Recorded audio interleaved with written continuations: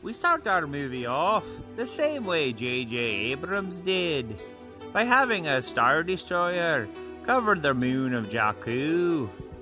This will illustrate how the Empire has regained much of its former strength. Then we show that Star Destroyer pooping out some transports to show that danger is on its way. Poe Dameron will still be the one meeting the old ally on the surface of Jakku. But we'll be getting rid of Lord Santeca. Nobody knows who Lord Santeca is.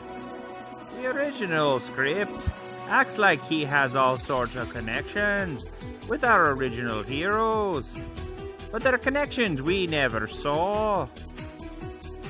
So we'll be replacing him with Wedge Antilles. Wedge is a hero that the audience knows from the original trilogy. He helped blow up both the Death Stars and ran Rogue Squadron when Luke wasn't around. He even got to party with the Ewoks at the end of Return of the Jedi. Wedge truly is an old ally that is close enough to the Skywalker family that he would know the whereabouts of Luke Skywalker.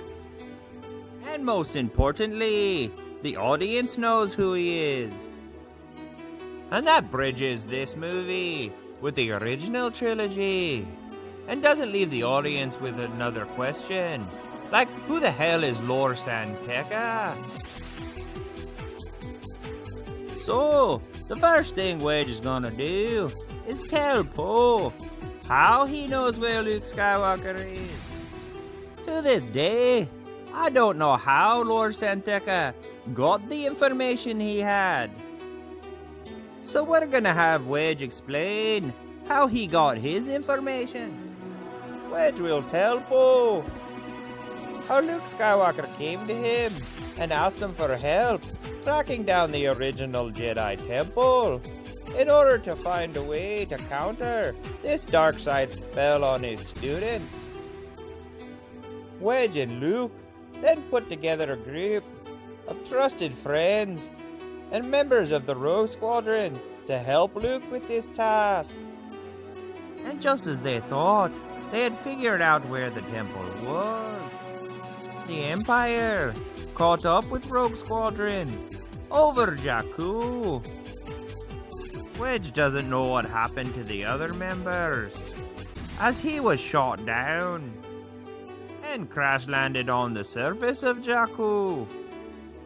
The people of the village that Poe and Wedge are sitting in found Wedge and nursed him back to health. Wedge spent months inside a bacta-tank recovering from his wounds. And after he recovered, it took Wedge weeks to find a communicator on this backwater planet strong enough to contact Leia and the Republic. Wedge then gives Poe the coordinates to where Luke Skywalker was headed, but says there's no way he can be sure that Luke made it out of the battle alive. Wedge is then interrupted by the sound of Poe's X-Wing blowing up. There's no way the Empire would miss the sight of a parked X-Wing. And why would you leave your enemy a way to escape? Wedge then tells Poe that the Empire only saw one X-Wing, so they'll only be looking for one X-Wing pilot. So he should run and hide and complete his mission. The stormtroopers then disembark their transports and start killing everybody. Poe knows he's not going to get far, so he gives the information about Luke to BB-8 and tells him to get as far away as possible. Poe tells BB-8 that if he keeps his transponder on, Poe will be able to find him wherever he goes. At the same time, the stormtroopers find and capture Wedge, and an ominous figure dressed all in black shows up, reminding Wedge of Darth Vader. Wedge has no idea who this man is, but decides to insult the Dark Figure by calling him a Darth Vader wannabe. And in a fit of rage, the Dark Figure chops Wedge's head off. Poe can't believe what he's seeing. Wedge was like a hero to him.